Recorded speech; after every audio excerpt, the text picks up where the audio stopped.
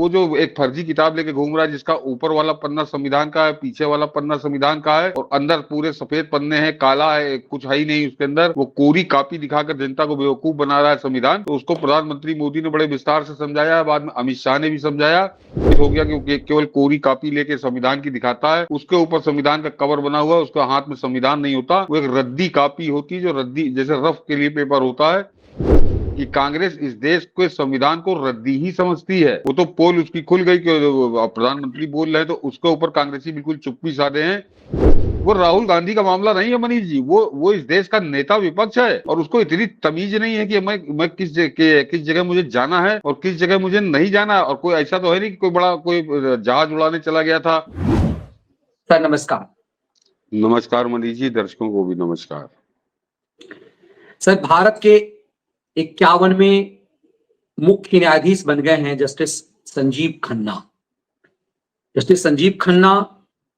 जब दिल्ली हाईकोर्ट में थे तब से मैं उन्हें जानता हूं, व्यक्तिगत मुलाकात भी कई बार हुई है और बहुत कम उम्र में उनका जस्टिस के रूप में चयन हुआ। और उनकी योग्यता के बारे में कहा जाता है कि जब 32 जज जब उनसे सीनियर थे तब उन्हें सुप्रीम कोर्ट का जज बनाया गया था, तो उसका विरोध उस समय दिल्ली हाईकोर्ट के चीफ जस्टिस ने किया था। लेकिन ये माना जाता रहा है उस दौर में भी कि जस्टिस संजीव खन्ना एक तेज तरार जज माने जाते हैं। वैसे भी सुप्रीम कोर्ट में इतनी हिला हवाली तो नहीं होती है काबिलियत के हिसाब से, लेकिन जस्टिस खन्ना के चयन पर कांग्रेस पार्टी का एक तरह से बिना बताए अघोषित बहिष्कार, नेता प्रतिपक्ष का उस शपथ ग्रहण समारोह में ना होना कई पोल खोलता है। मैं इंट्रो में बहुत कुछ बता चुका हूं उनके चाचा एचआर खन्ना के बारे में। आपको क्या लगता है कि इस परिवार के सामने कांग्रेस इस देश के संविधान को सबको बौना बनाती है? राहुल गांधी तो एक पिद्दी सा लाल किताब लेकर संविधान करते हैं। इस संविधान का तो खुलेआम अपमान नजर आ रहा है। नहीं बरी जी, ये केवल मामला इतना ही नहीं है या कोई पारिवारिक उलझन का मामला नहीं है। ये आज जस्टिस खन्ना के शपथ ग्रहण समारोह का बहिष्कार करके राहुल गांधी, क्योंकि अब सत्ता में है नहीं, कोई पावर इनके पास है नहीं, तो अब ये बहिष्कार करके इन्होंने इसकी शुरुआत की है, अपमान किया है, सीधे सीधे संजीव खन्ना का अपमान किया है इन्होंने। और संजीव खन्ना नहीं, चीफ जस्टिस ऑफ इंडिया जो आदमी आज शपथ ले रहा था उसके कार्यक्रम में ये नहीं पहुंचे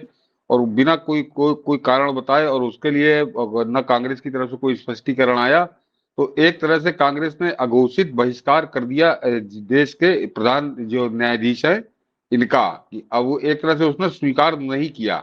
सीधे सीधे ये है। तो अब वो कांग्रेस के हिसाब से तो अब ये 6-7 महीने जो कुछ निर्णय करेंगे कांग्रेस इससे सहमत नहीं है, वो इनको इस योग्य नहीं समझती।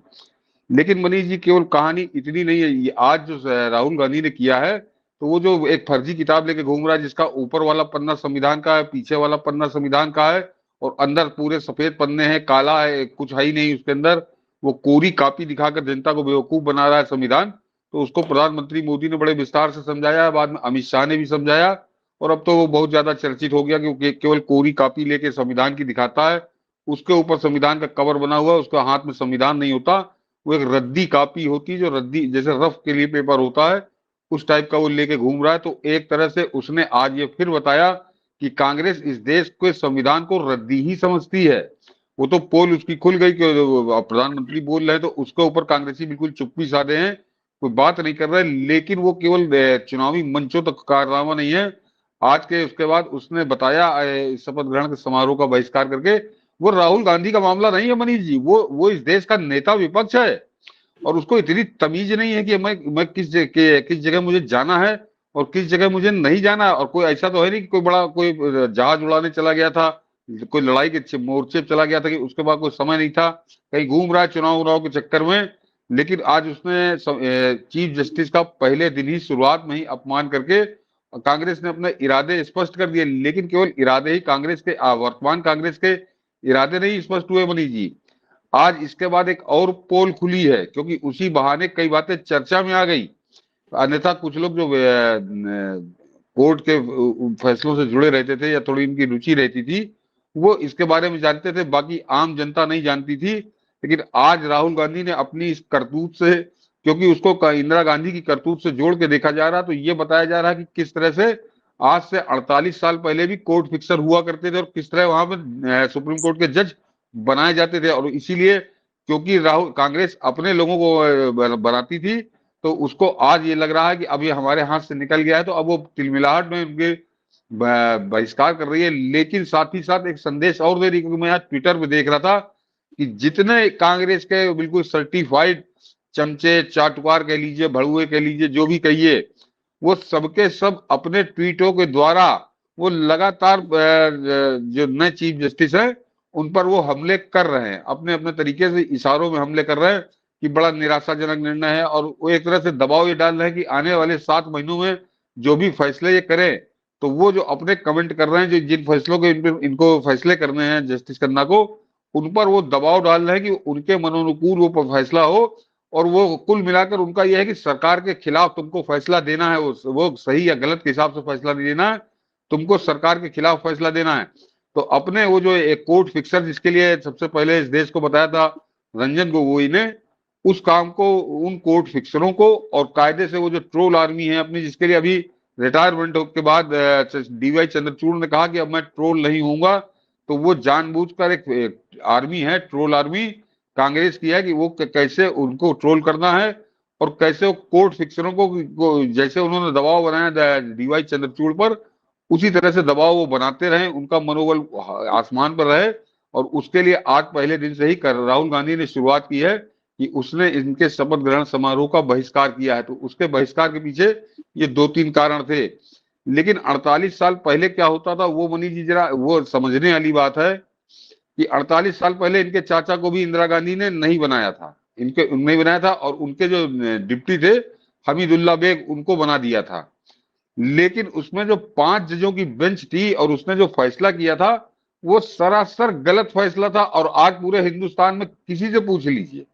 जो अभी आपने बताया कि जस्टिस खन्ना का जो है वो चीफ जस्टिस न रहते हुए भी उनका फोटो सुप्रीम कोर्ट में लगा है, तो इसका मतलब सुप्रीम कोर्ट ने भी मन से स्वीकार कर लिया था कि हाँ यही फैसला सही था। और उन 4 जजों ने इंदिरा गांधी की चाटुकारिता में कह लीजिए, चमचागिरी में कह लीजिए, उसके वशीभूत होकर उन्होंने वो फैसला किया था जो 1976 में फैसला हुआ था। वो आदमी की निजी स्वतंत्रता कह लीजिए या व्यक्तिगत स्वतंत्रता कह लीजिए, वो जबलपुर का मामला था, शिवाकांत वकील को मामले, शिवाकांत वकील उनको जेल में बंद कर दिया गया था और उसमें वो पहुंच गए थे सुप्रीम कोर्ट। तो सुप्रीम कोर्ट ने उनके पहले वो जबलपुर हाई कोर्ट गए, जबलपुर हाई कोर्ट ने उनके पक्ष में फैसला दिया कि हाँ व्यक्तिगत स्वतंत्रता है और इनको जेल में नहीं डाला जा सकता। तो वो सरकार पहुंची थी इंदिरा गांधी की सुप्रीम कोर्ट, और सुप्रीम कोर्ट में 4-1 से उसका फैसला हुआ था कि नहीं नहीं जबलपुर हाई कोर्ट गलत कह रहा है, और वो फैसला पलट दिया गया था। लेकिन उसमें गौर करिए मनीष जी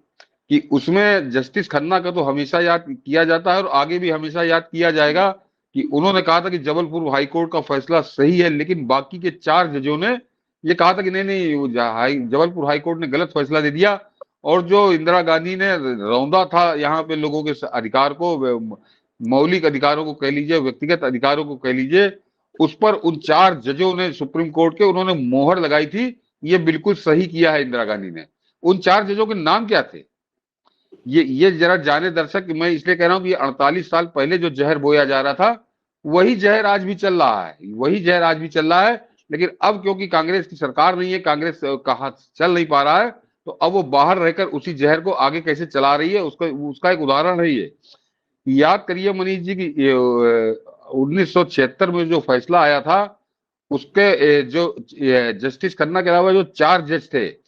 उन 4 जजों में एक तो एएन राय थे चीफ जस्टिस, जिनका खुद का नामांकन जो है उनको चीफ जस्टिस बनाया था इंदिरा गांधी ने, तो वो भी नियम तोड़कर बनाए गए थे। और बाकी के 3, एक वो हमीदुल्ला बेग जो जो संजीव खन्ना से जूनियर था, उसको बना दिया गया था। और बाकी के जो 2 नाम हैं, एक है पीएन भगवती, जिनका यहाँ ऐसा लिफ्ट लिबरल ऐसा ढिंडोरा पीटता है कि बड़े काबिल व्यक्ति जज हुआ करते थे, उनके बराबर काबिल तो जैसे कोई हुआ ही नहीं। वो पीएन भगवती ने इंदिरा गांधी की चरण वंदना करके उसी तानाशाही अहंकारी उस फैसले पर उन्होंने उसके सही होने की मोहर लगाई थी। और जो चौथे जज थे उनका नाम भी आज लोग जरा जाने कि कैसे कि वो जो खानदान में कैसे परंपरा चली आती है कि चौथे जज थे जो अभी चीफ जस्टिस रिटायर हुए हैं, इनके पिताश्री थे, वो चंद्रचूड़ जो इनके पिता थे, उन्होंने भी कहा था कि नहीं, इंदिरा गांधी ने बिल्कुल सही किया है, ये बिल्कुल सही फैसला है और किसी की व्यक्तिगत स्वतंत्रता है, मौलिक अधिकार कुछ नहीं, और सरकार ने जो किया है वो सही किया है। और वो ऐसे फैसले पे मोहर लगाई थी कि जिसको आज 48 साल बाद भी पूरा हिंदुस्तान उसके ऊपर थूकता है। पूरा हिंदुस्तान कहता है कि उन 4 जजों ने गलत फैसला किया था और जस्टिस खन्ना ने सही फैसला किया था। तो उसी का नतीजा है कि आज वो डीवाई चंद्रचूड़ भी वहां, मतलब आप गौर करिए कि उस 5 जजों की बेंच में जो 4 अन्य लोग थे, उनमें क्योंकि संजीव खन्ना ने अपना फैसला अलग दिया था, इंदिरा गांधी के मन मुताबिक नहीं दिया था, तो वो केवल चीफ जस्टिस नहीं बन पाए। पीएन भगवती भी चीफ जस्टिस बने, वो हमीदुल्ला भी चीफ जस्टिस बना, और बाद में वो चंद्रचूड़ भी जो थे वो भी महाशय चीफ जस्टिस बने। तो इंदिरा गांधी किस तरह से घूस देकर फैसले कराती थी, किस तरह लालच देकर फैसले कराती थी, और साथ में एचआर खन्ना का उदाहरण वो साथ में रखती थी अपने बगल में कि अगर नहीं मानोगे तो एचआर खन्ना जैसी तुम्हारी हालत हो जाएगी। तो वो जो 3 जजों ने फैसला दिया था, वो भी एक तरह से इंदिरा गांधी के हाथों बिके हुए जज थे। और हमारे यहाँ जो पहले लिखा पढ़ा जाता रहा पिछले 2014 तक या अभी तक कह लीजिए, वो जो खैराती थे, खलियर खैराती थे, ये अरे भगवती बड़ा महान जज, वो चंद्रचूड़ के बाप वो बड़े महान जज, वो हमीदुल्ला बेग ने तो रिकॉर्ड तोड़ जज। तो इस तरह से जो चमचों को, चाटुकारों को, इंदिरा गांधी की जय जयकार करने वालों को जो जज बनाया जाता था, चीफ जस्टिस बनाया जाता था, तो कैसे लोगों को बनाया जाता था। आज वो 48 साल पुराना जो फैसला आया है सामने, वो पूरी तरह नकाब नोच रहा है कांग्रेस के चेहरे की। कि कांग्रेस की आदत रही है कि जो लोग केवल एक उदाहरण देते हैं कि वो 75 में जो इंदिरा गांधी ने इमरजेंसी के साथ वो जो संविधान बदल दिया था और उसमें सेकुलरिज्म वाला शब्द घुसेड़ दिया था, वो केवल एक नहीं था। कांग्रेस का चरित्र रहा है कि लगातार किस तरह से संविधान को रौंदा जाए। तो 48 साल पहले भी उसने रौंदा था क्योंकि तब उसके पास अधिकार था, और अब उसके पास अधिकार नहीं है तो उसने आज जो चीफ जस्टिस है उनके शपथ ग्रहण का बहिष्कार करके उसी अहंकारी प्रवृत्ति को, अपने उसी हिटलरी मिजाज को बिल्कुल बदला नहीं है, वो बिल्कुल उसी तरह से है। और ये एक तरह से हिंदुस्तान की जुडिशरी को आगे के लिए डराने का इंतजाम है कि अगर तुम हमारे साथ मिलकर नहीं चलोगे, हमारे मन के फैसले नहीं होंगे, सरकार के खिलाफ फैसले नहीं होंगे, तो ये इतनी ही आक्रामकता इनकी बरकरार रहेगी। बिल्कुल, आज वेरी फर्स्ट डे एक तरह से जस्टिस खन्ना को इस संदेश दे दिया कि हमारे कोर्ट फिक्सर अपना काम करते रहेंगे, आपका चरित्र हनन होगा, आपने यदि हमारे मुताबिक फैसले नहीं दिए तो हम आपका नहीं दिए 6-7 महीना आपका जीना दूभर कर देंगे। बिल्कुल एकदम यही साफ संदेश था कि उनके जो कोर्ट फिक्सर हैं वो अपने मनमाने फैसले कराते रहे, और संजीव खन्ना उनके वहां में हाँ मिलाते रहे, और सीधे सीधे ये है उनके मन मुताबिक तो क्या कि सरकार के खिलाफ ही तुमको सारे फैसले देने हैं। तो अब एक तरह से 7 महीने जो है ये संजीव खन्ना की भी अग्नि परीक्षा है। नरेंद्र मोदी बहुत झेल आए, 10 साल में उन्होंने बड़े झेल लिए, तो वो झेल इनको भी लेंगे। अब ये 7 महीने बताएंगे कि इनका कैसा कार्यकाल रहता है या क्या ये करते हैं। तो अब वो उसके लिए हम लोग को प्रतीक्षा करनी पड़ेगी। लेकिन कांग्रेस का चरित्र आज उनके शपथ ग्रहण समारोह का बहिष्कार करके पूरी तरह से स्पष्ट हो गया। और उसके बाद अभी एक किस्सा और अभी हम लोग बाद में बात करते हैं, पहले इस वाले पाप से जरा कांग्रेस के हम लोग निपट लें, उसके बाद आपको बताता हूं कि कांग्रेस का कितना गिरा हुआ, कितना घिनौना चेहरा सामने आता है, और उसमें सब आ जाते हैं सामने, वो जो बाप दादे तक सब आ जाएंगे। बिल्कुल, इसे समझना इसलिए जरूरी है कि जस्टिस डीवाई चंद्रचूड़, यशवंत चंद्रचूड़ के पुत्र, जिनके पिता सबसे ज्यादा समय तक सुप्रीम कोर्ट के मुख्य न्यायाधीश रहे, 2 साल तक डीवाई चंद्रचूड़ भी रहे, और डीवाई चंद्रचूड़ से बड़ी अपेक्षा थी, बहुत कम उम्र में बन गए, और कहा जाता है कि आज भी उनके चेहरे को देखने से लगता है जैसे अभी सुप्रीम कोर्ट में उनकी नियुक्ति की उम्र बाकी है। और तेज तरार निश्चित रूप से माने जाते हैं, उम्मीद की जा रही थी कि वो कुछ बेहतर कर जाएंगे, लेकिन लेफ्ट लिबरल गिरोह ने लगातार उन्हें अपने झांसे में रखा, सालों 1.5 साल तक अपने मुताबिक काम करवाया, और उसके बाद जब वो फैसले की घड़ी आई, कई मामले में चूंकि अंतिम समय में फैसले आते हैं, तो उनके ऊपर इतना प्रेशर डाला, और कुछ फैसले जब भारत द्रोहियों को, कोर्ट फिक्सरों को डीवाई चंद्रचूड़ के पसंद नहीं आए, तो उनके खिलाफ इस कदर गए कि चरित्र हनन कर दिया। वो मंदिर जाते हैं तो क्यों जाते हैं, वो इतना मंदिर, उन्हें सफाई देनी पड़ी कि जज होने का मतलब ये नहीं है कि वो धर्म का पालन नहीं करे, उन्हें सफाई देनी पड़ी कि मैंने कोई भी ऐसा फैसला गलत नहीं किया। उन्हें सफाई देनी पड़ी कि हम प्रधानमंत्री का हमारे घर पे आना कोई गलत नहीं था। लेकिन आप देखेंगे सनसनीबाजों का, जिसको दो कौड़ी की औकात नहीं, तमीज से बोल नहीं सकता, उन सब के चूंकि व्यूअरशिप इस देश विरोधी लोग हैं, उनका जो पाकिस्तान और दुनिया में देखा जाता है, उसके थंबनेलों को यदि आप देखेंगे, इस भारतद्रोही जो यूट्यूबर्स हैं, जो इकोसिस्टम के तहत कोर्ट फिक्सरों को एक तरह से प्रवोक करते हैं, उन सब ने चंद्रचूड़ के खिलाफ माहौल बना दिया। तो मतलब 1.5 साल तक चंद्रचूड़ इस लेफ्ट लिबरल गिरोह को खुश करने की कोशिश करते रहे, लेकिन अंत में जिन्हें वो खुश करने की कोशिश करते रहे, उन्होंने उनका चरित्र हनन कर दिया। तो मुझे लगता है संजीव खन्ना साहब को ये समझना पड़ेगा कि इन राक्षसों को खुश करने की कोशिश सिर्फ तबाही हो सकती है। वो ज्ञानी आदमी, हम लोग उन्हें क्या सलाह देंगे भाई? वो इस देश के सुप्रीम कोर्ट के सुप्रीम जज हैं, तो उनका एक संवैधानिक रूप से हम लोगों का सम्मान होगा, लेकिन एक संदेश जरूर होगा यदि उन तक पहुंच जाए कि इन राक्षसों को खुश करने के चक्कर में यदि पड़ेंगे तो डी वाई चंद्रचूड़ की तरह शिकार होंगे। और सालों तक, जब से प्रधानमंत्री मोदी बने हैं, मैंने कई शो में कहा है, एक भी ऐसा चीफ जस्टिस नहीं हुआ जिसका चरित्र हनन नहीं किया गया। इन राक्षसों को खुश करने के बाद भी आपका चरित्र हनन होगा, इसलिए आप यदि न्यायप्रिय बनकर काम करते रहें तो यही इस देश के हित में होगा। नहीं मनीष जी, मैं बता दूं, चरित्र हनन कतई नहीं हुआ। जो चंद्रचूड़ ने कहा है, ये सारी नौटंकी है, ये पूरा प्री प्लान्ड था कि तुम ऐसा करना और फिर मैं ऐसा करूंगा तो मुझको भी कहने के लिए रहेगा। अगर